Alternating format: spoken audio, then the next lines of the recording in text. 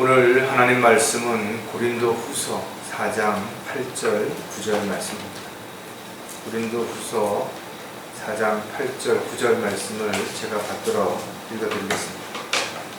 우리가 사면에서 고난을 당하여도 괴로워하지 아니하며 당혹스러운 일을 당하여도 절망하지 아니하며 박해를 받아도 버림받지 아니하며 내에 던져져도 멸망하지 아니하며. 잠깐 말씀을 위해서 기도드리겠습니다. 아버지 하나님, 참으로 감사를 드립니다. 저희들의 삶 가운데 주인이 되셔서 늘 저희들을 바른 길로 인도해 주시고 또 필요한 것들을 공급해 주시고 악으로부터 지켜 보호해 주셔서 저희들의 삶이 오직 주님을 기쁘시게 해드리는 아름다운 생애가 될 수 있도록 주님 함께 해 주시옵소서. 또 저희들이 어느 곳에 있든지 늘 주님 함께 하신다라는 확신 가운데 어떠한 일을 당해도 낙담하거나 절망하지 않고 믿음으로 잘 이겨내고 또 주님이 주시는 위로를 통해서 다시 힘을 낼 수 있도록 주님 함께 해 주시옵소서. 또 저희들 이 마지막 때에 각자가 해야 할 일들이 무엇인지를 정확하게 알게 해주시고 또 그 일을 감당할 수 있는 지혜와 능력을 허락하셔서 아름다운 간증의 열매를 통해서 주님을 기쁘시게 해드리는 주님의 종으로 일꾼으로 살아갈 수 있도록 주님 도와주시옵소서. 언제나 또 어느 곳에서나 하나님의 자녀라는 사실을 늘 잊지 않는 가운데 부끄럽지 않은 그런 모습으로 발견될 수 있도록 도와주시고 주님 오셨을 때 참으로 잘했다고 칭찬 들을 수 있는 형제 자매들이 되도록 도와주시옵소서. 다시 오실 우리 주 예수 그리스도의 이름으로 기도드렸습니다.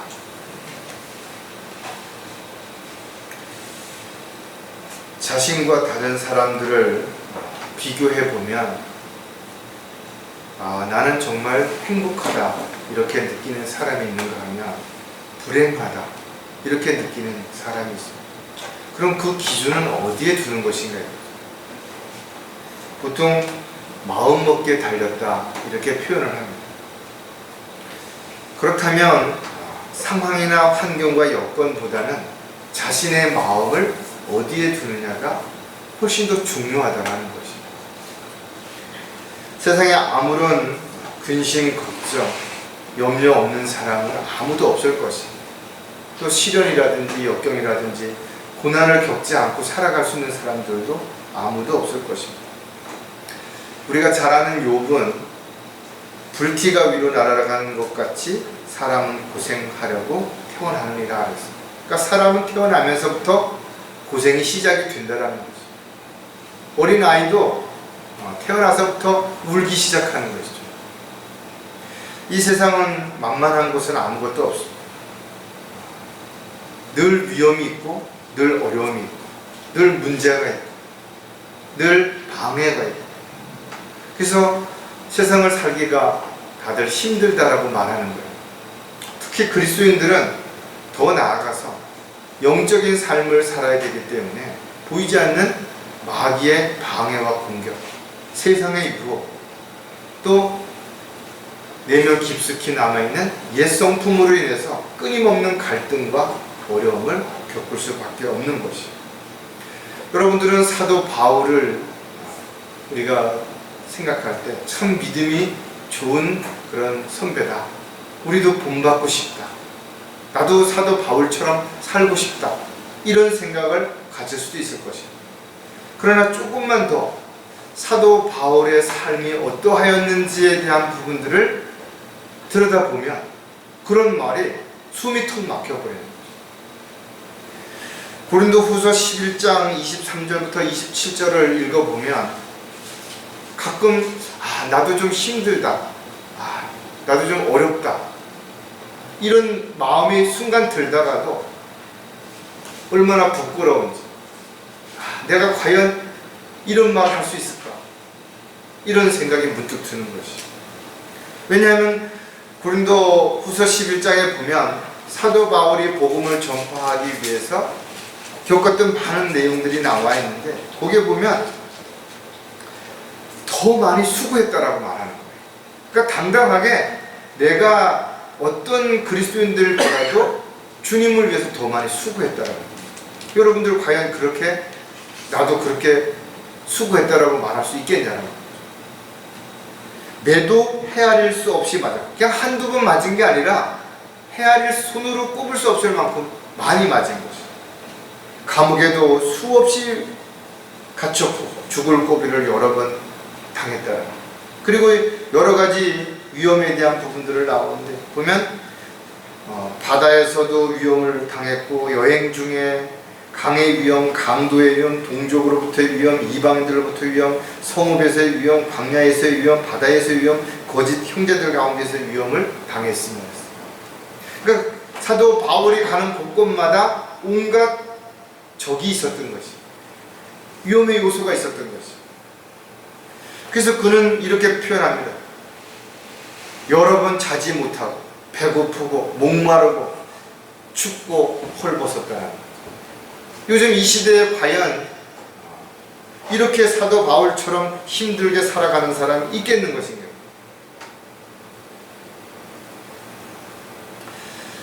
사도 바울의 생애는 정말 힘들고 어려운 삶을 살았지만 하나님께서는 그를 정말 많은 것으로 복 주시고 또 상과 유업으로 보상해 주실 것이 분명한 것이죠.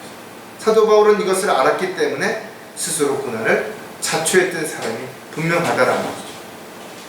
저와 여러분이 비록 사도 바울과 같지는 않지만 분명 직장에서 또 가정에서 또 사회에서 다양한 여러 가지 어려운 일을 당할 수밖에 없고, 또 그런 일로 인해서 지금도 힘들 수밖에 없는 그런 것은 분명하다 이거죠. 그래서 오늘 우리는 이 사도 바울의 고백과 또 사도 바울이 겪었던 이 어려운 일들을 다시 한번 생각하고 돌아보는 가운데 우리가 어떤 자세로 어떤 믿음을 가지고 어떻게 살아가야 될 것인가를 한번 돌아보려고 합니다. 오늘 설교 제목은 어려움을 이겨낼 수 있는 힘입니다. 어려움이 크냐 작으냐 이것도 중요하지만 더 중요한 것은 나에게 닥친 어려움을 내가 이겨낼 수 있느냐 없느냐가 훨씬 더 중요하죠. 왜냐하면 아주 작은 어려움이라도 이겨내지 못한다면 그 어려움으로 인해서 낙담하거나 좌절할 수밖에 없기 때문에 그런 것이죠. 고린도서를 읽어보면 사도 바울이 고린도 교회에 편지하면서 어떠한 고난 가운데서도 하나님께서 반드시 너희를 돌봐주시고 보호해 주실 것이라고 권면하고 있는 것을 알 수가 있습니다. 사도 바울이 그렇다면 우리보다 뭐 특별히 힘이 세거나 어떤 능력이 있거나 뭐 그런 사람이라고 볼 수는 없어요. 물론 그가 가멜리알 문화에서 열심히 공부했던, 또 다소라든지 로마의 시민권을 가지고 있었던 그런 특별한 부분들이 있긴 했지만, 그렇다고 그가 특별히 뭐 힘이 세거나 타고난 어떤 건강 체질을 가졌거나 그렇지 않았는데도 불구하고 그는 온 생애를 몸으로 부딪히면서 그렇게 복음을 전파하면서 살았던 거죠. 특히 그가 셋째 하늘에 갔다 온 이후에 하나님께서는 그가 자부하지 못하도록 그에게 사탄의 가시를 주었다 그랬죠. 그리고 사도 바울은 그게 너무 고통스러워서 하나님 앞에 3번이나 간구를 드렸음에도 불구하고 하나님께서는 그 질병을 고쳐주지 않은 거예요. 그리고 내 은혜가 족하다라는 것이에요. 사도 바울은 이런 상황에서 불평할 수도 있고 원망할 수도 있고, 아니 내가 무슨 건강을 회복시켜 달라는 것이 나 잘 먹고 잘 살자고 하는 게 아니라 더 주님의 일을 열심히 하고 헌신적으로 살려고 하는데 이것이 걸림이 되니까 고쳐달라고 했는데 은혜가 족하다고 했을 때 여러분 같으면 어떻게 대답했겠냐 이거죠. 하지만 그는 그런 과정에서 가장 약할 때 성령의 능력으로 자신이 무언가를 할 수 있다는 걸 알게 된 것입니다.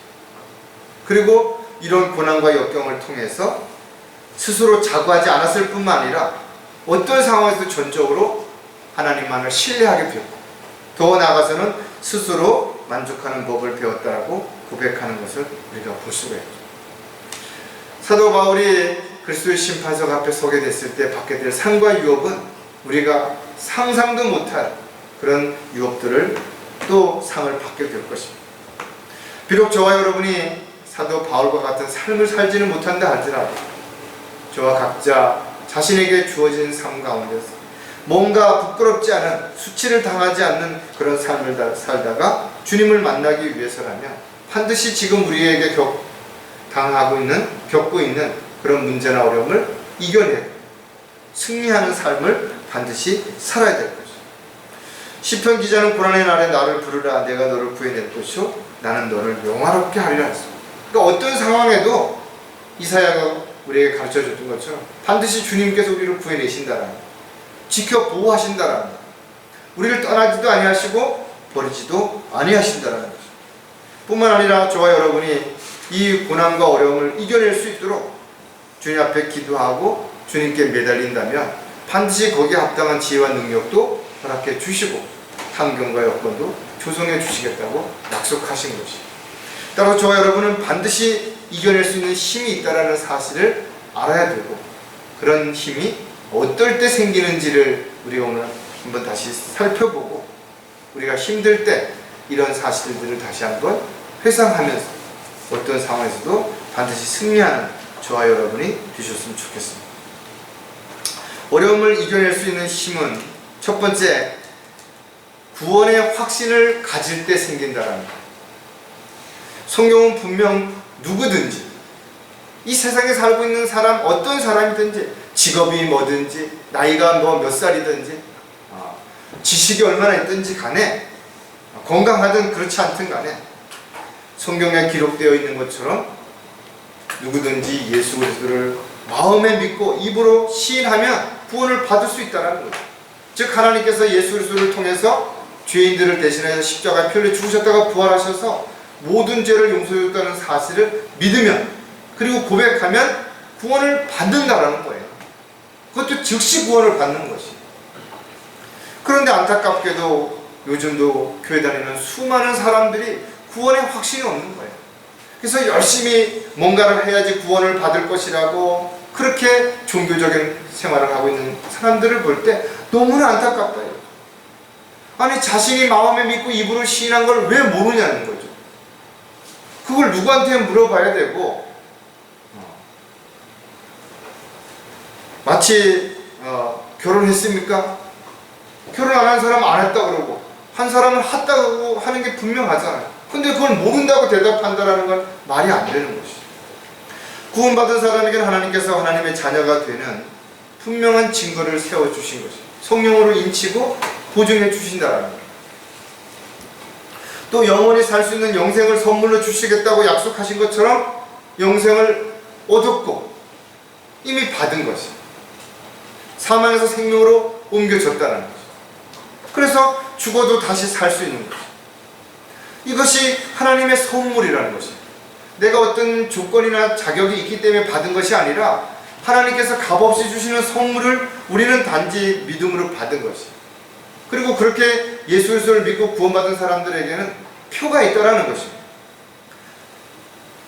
빌립보서 1장 28절에 보면 반대하는 자들로 인하여 아무것도 두려워할 것이 없나니 이것이 그들에게는 정령 멸망의 표이며 너에게는 구원의 표이니 이는 하나님께로부터 나온 것이다. 즉 우리가 눈에 보이지 않지만 성령께서 도장을 찍어서 너는 이제부터 내 아들이라는 거죠. 하늘의 시민권이 있다라는 것이. 너는 그리스도의 어린 양의 혼인 잔치에 너는 신부로 참여하게 될 것이고 천년 동안 왕으로 통치하게 될 것이고 새 예루살렘에서 주님과 영원히 살게 될 것이라는 것을 기록해 놓으신 것이죠. 생명책에 등록해 놓으신 거예요. 이처럼 자신이 구원의 확신을 가지고 있는 사람은 어떤 상황에서도 힘이 생길 수 있죠. 왜? 나는 언제 죽어도 지옥의 형벌을 피할 수 있고 출가하지 않는 것이. 주님 오시면 심판주가 아니라 구세주신 그분을 맞이해서 주님과 함께 영원히 살게 될 것이다. 따라서 예수 그리스도를 믿고 구원받은 사람들이라면 비록 육신적으로 힘들고 어렵다 하더라도 어떠한 어려움도 이겨낼 수 있는 힘이 있다라는 거죠. 자, 구원의 확신을 가지는 그리스도인들이 가지고 있는 특징들을 또 몇 가지를 생각해 보면 왜 구원의 확신을 가질 때 힘이 생기는지를 우리가 알 수가 있죠. 그 첫 번째가 영생에 대한 기대를 가지고 있다라는 거죠. 아무리 건강한 사람, 아무리 돈이 많은 사람, 아무리 잘난 사람들, 언제 죽을지 모른다고 그러면 얼마나 불안하겠어요. 얼마나 두렵겠냐라는 것이죠. 아담 이후에 태어난 모든 사람들은 죽었고 또 죽게 될 것이죠. 예외가 없습니다. 이것은 진실이고 사실인 것입니다. 우리가 성경에 보면 나사로는 죽었다가 나흘 만에 다시 살아났습니다. 정확하게 요한복음에 이렇게 기록이 되어 있습니다. 죽었던 자가 손발이 수위로 동여지고 얼굴이 수건으로 가려진 채 나오더라. 예수께서 그들에게 말씀하시기를 그를 풀어 주어 다니게 하라고 하시니라.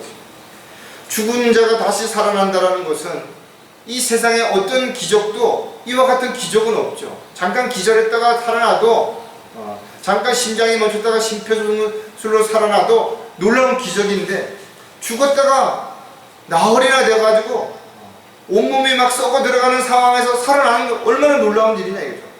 또 그리고 그것을 바라보는 그 부모, 가족들, 지인들 얼마나 기쁘겠는 것인가 이거죠. 그런데 그 나사로가 지금 살아있습니까? 나사로는 다시 죽은 것이죠.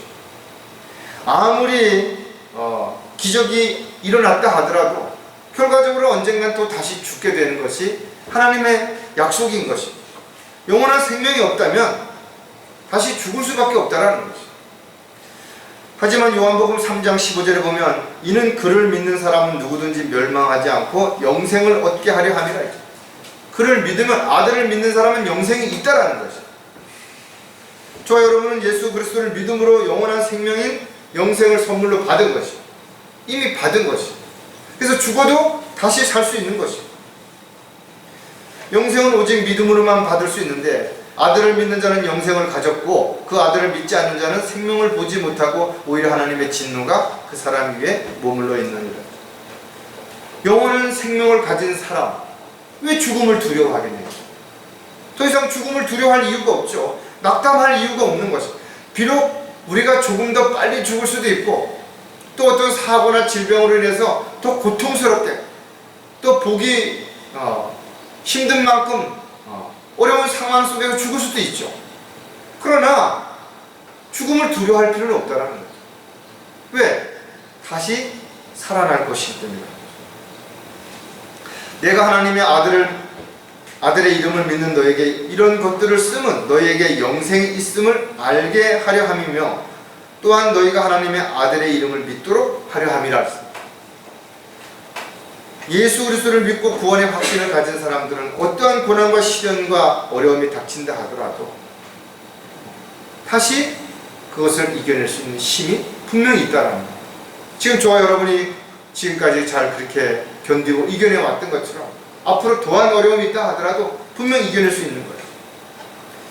구원의 확신을 가진 그리스도인들은 열매를 통해서 드러나기 때문이라는 거죠. 성경에도 보면 나무를 알려면 그 열매를 보라 그랬죠. 예수님께서 제자들에게 이렇게 말씀하셨습니다. 좋은 나무마다 좋은 열매를 맺고 나쁜 나무는 나쁜 열매를 맺을 수밖에 없다라는 거예요. 콩 심은 데 콩이 나고 팥 심은 데 팥이 나는 게 성경적인 가르침에 하나님의 원칙은 심은 대로 거두는 것입니다. 심지 않았는데 거두려고 하는 것처럼 어리석은 자가 없는 것이죠. 따라서 그 사람이 자기가 뭐라고 어떻게 사람들 앞에서 거짓말로 사람들을 회유하고 위선적인 삶을 산다 하더라도 그 사람이 어떤 사람인지 알 수 있는 것은 그 사람의 말과 행실을 통해서 맺어지는 열매를 통해서 알 수 있는 것입니다. 일시적으로는 속일 수 있어요. 그러나 시간이 지나면 그 사람의 진면목이 결국은 다 드러나는 것입니다. 저와 여러분도 마찬가지로 살면서 한 번, 두 번은 흉내낼 수도 있고 그럴듯하게 보여질 수도 있겠지만 시간이 1년이 지나고 5년이 지나고 10년이 지났을 때 여러분들이 봤을 때 저 사람은 저런 부족한 부분들이 있지만 그러나 참으로 이런 부분은 변하지 않는다. 그래서 그 사람이 어떤 사람이다 라고 말할 수 있는 것이죠. 그리스도인들은 열매 맺는 삶을 살아야죠. 비록 그 열매가 크고 대단하지는 못하다 하더라도 생활 속에서 끊임없는 열매들이 맺어져야 됩니다. 성경은 우리에게 열매 없는 일에 관여하지 말고 열매 없는 쓸데없는 일에 육신적인 열매를 맺는 일에 관여하지 말고 성령의 인도하심과 돌보심 가운데 날마다 성령의 열매를 맺으라는 거죠. 성령의 열매가 아니고서는 그 그리스도인들의 아름다운 간증이 드러날 수 없는 것이. 세상적으로 뭐 유명한 사람들이 많이 있죠. 마태복음 13장 8절에 보면 어떤 씨는 좋은 땅에 떨어지니 어떤 것은 100배로, 어떤 것은 60배로, 또 어떤 것은 30배로 열매를 맺었느니라. 어떻게 보면 하나님의 말씀을 동일하게 들어도, 동일하게 읽어도 그 열매에 맺어지는 것은 다른 것이에요. 어떤 건 100배, 어떤 건 60배, 어떤 건 30배로 이렇게 차별이 되어지는 이유가 무엇인가 하면, 아무리 좋은 씨앗이라 하더라도 돌밭에 떨어진다든지 딱딱하게 굳어있는 땅 위에 떨어진다든지, 또는 싹은 나지만 어떤 가시나무에서의 열매가 음달이 져서 자라지 못한다든지, 그러면 좋은 결실을 맺기 어려운 것이에요. 그래서 그리스도인들은 자신의 마음의 밭을 옥토로 만들어야 됩니다. 끊임없이 말씀으로 갈고 또 찌꺼기를 제거하고 이렇게 해야 되는 거죠.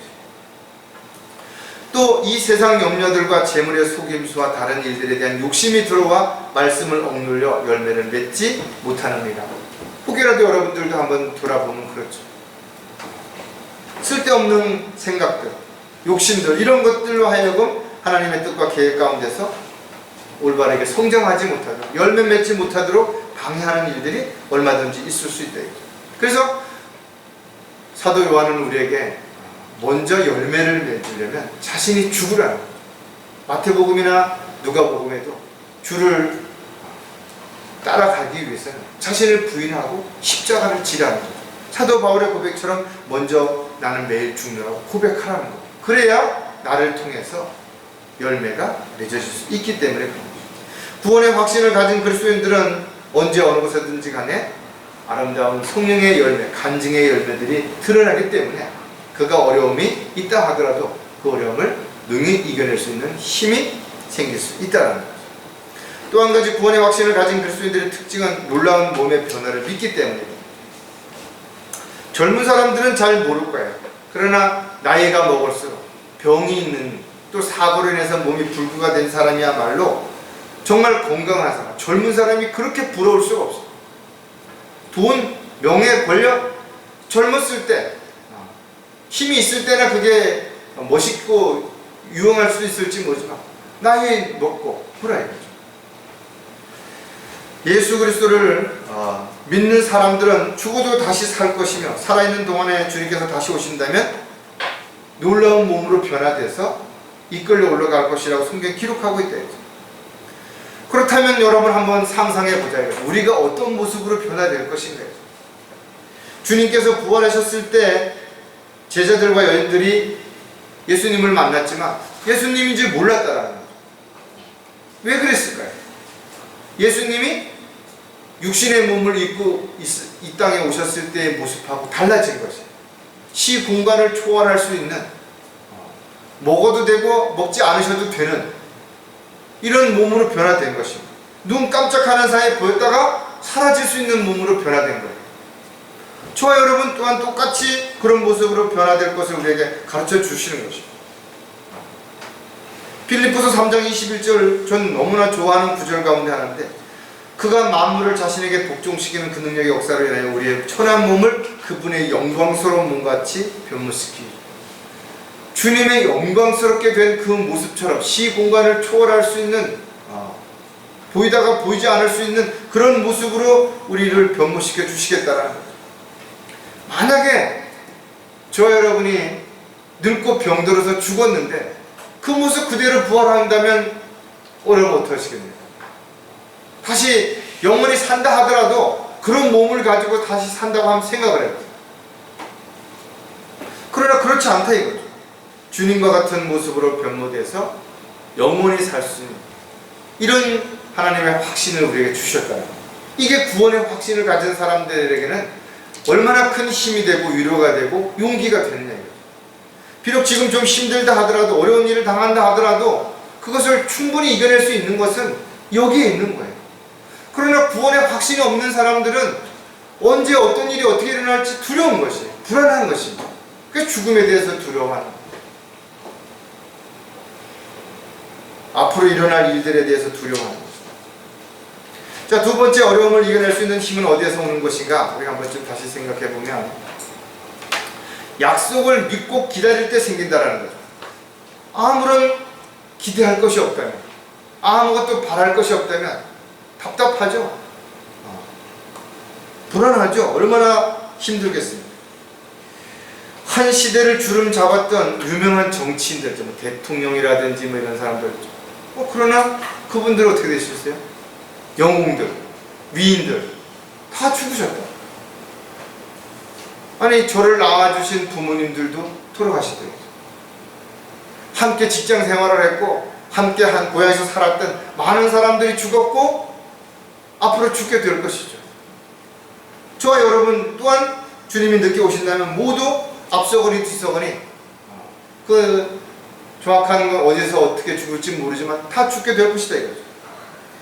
모든 사람은 반드시 다 죽는 것이, 왜? 하나님의 약속이기 때문에 그렇습니다. 한 번 죽는 것은 정해진 것이기 때문에 누구도 바꿀 수 없는, 이것이 현실이고 이것은 진리인 것입니다. 그렇다면 어차피 다 죽을 것이라면 이 세상을 잠깐 사는 동안 잘 먹고 잘 살다 죽어야죠. 왜 좋은 것들을, 왜 자신이 힘들게 버는 물질을 다른 사람으로 이를 쓰냐 이거죠. 바보가 아닌 이상. 만일 그리스도께서 일으켜지지 않으셨다면, 못하셨다면 너희의 믿음도 헛되고 너희가 여전히 너희 죄들 가운데 있는 것입니다. 부활이 없다면 우리의 믿음이 헛거라는 거예요. 쓸데없는 헛된 믿음이라는 것이 분명하다 이거죠. 그래서 부활이야말로 그리스도인들에게 있어서 가장 큰 기적이고 놀라운 기적이고 어떤 종교도 흉내낼 수 없는 기적인 것입니다. 그리고 우리는 그 부활의 소망을 가지고 살고 있기 때문에, 그 약속을 믿고 기다리고 있기 때문에 우리는 힘을 낼 수 있게 되는 거죠. 따라서 부활이야말로 그리스도를 통하여 우리에게 주시는 가장 큰 하나님의 은혜요 사랑인 것입니다. 저 여러분은 부활할 것입니다. 언제 어떻게 죽어도 절대 두려워할 이유가 없어요. 어떤 사람들은 죽은 다음에 화장을 하지 말아야죠. 왜? 화장을 해서 죄를 다 뿌리면 어떻게 살아나냐 이거죠. 그거 없다 이거죠. 하나님은 무에서 유를 창조하시는 분이시고, 하나님은 모든 것을 바닷속 깊숙이 있는 것들, 하늘 우주 공간 끝까지 가도 다 모으실 수 있는 능력이 있으시다 이거죠. 절대 두려워할 이유가 없는 거예요. 어떤 사고로 인해서 온몸이 갈기갈기 찢어 죽었다 하더라도 두려워할 이유 없다. 초대 교회 때 얼마나 많은 믿음의 선배들이 비참하게 목숨을 잃었냐. 그러나 그들은 모두 기쁜 마음으로 즐겁게 죽음을 맞이했을 뿐만 두려워하지 않아요. 왜? 주님이 함께 계시고 주님과에서 자신을 보호해 주신다는 확신 가운데, 데려오시가 확신 가운데, 부활한다는 확신 가운데 살았기 때문에 그런 거죠. 다만 저와 여러분이 더 좋은 부활을 얻기 위해서 이 세상을 살아가는 동안 더 의미있고 가치 있는 삶을 살아야 되는 건 분명하다 이거죠. 더 많이 주님을 위해서 헌신하고 주님을 기쁘시게 해드리는 그런 삶이 지속되어야 되는 것은 너무나 당연한 것이죠. 예수 그리스도를 통해서 우리가 부활의 소망을 가지고 살아간다면, 그 약속을 믿고 있다면, 또 그 약속이 곧 실행될 것을 기다리고 있다면, 어떤 상황에 처한다 하더라도 우리는 충분히 용기를 낼 수 있고 다시 일어설 수 있는 힘을 얻을 수 있게 되는 거죠. 자, 약속을 믿고 기다리는 그리스도인들은 또 어떤 특징을 가지고 있는가? 세상을 이길 수 있기 때문이라는 거죠. 저 여러분은 분명 이 세상으로부터 불러냄을 받은 사람들, 즉 에클레시아 교회라는 이름을 가지고 주님의 몸으로서 이 세상에 살고 있는 거죠. 그렇다면 우리가 이 세상을 구하기 위해서 뭔가 해야 되느냐? 그렇지 않죠. 물론 우리도 이 세상이 환경이 오염되지 않고 또 범죄가 사라지고 그랬으면 얼마나 좋겠어요. 그러나 이미 이 세상은 파산한 배와 같다죠. 때가 되면 가라앉을 수밖에 없는 거죠. 저와 여러분은 이 세상이 아니라 이 세상에 남아있는 이유는 세상에 있는 죄인들을 주님께로 인도하기 위한 도구요 일꾼으로 남아있는 것이죠. 그래서 이 세상에 살고 있는 한 나그네의 순례자처럼 세상도 세상에 있는 것들도 사랑하지 말라는 거죠. 왜? 하나님과 원수가 되기 때문에 그렇습니다. 이 세상을 관장하는 건 세상 신인 마귀이기 때문에 그런 것입니다. 마귀는 하나님의 일을 방해할 뿐만 아니라 온갖 간교한 술책을 통해서 저와 여러분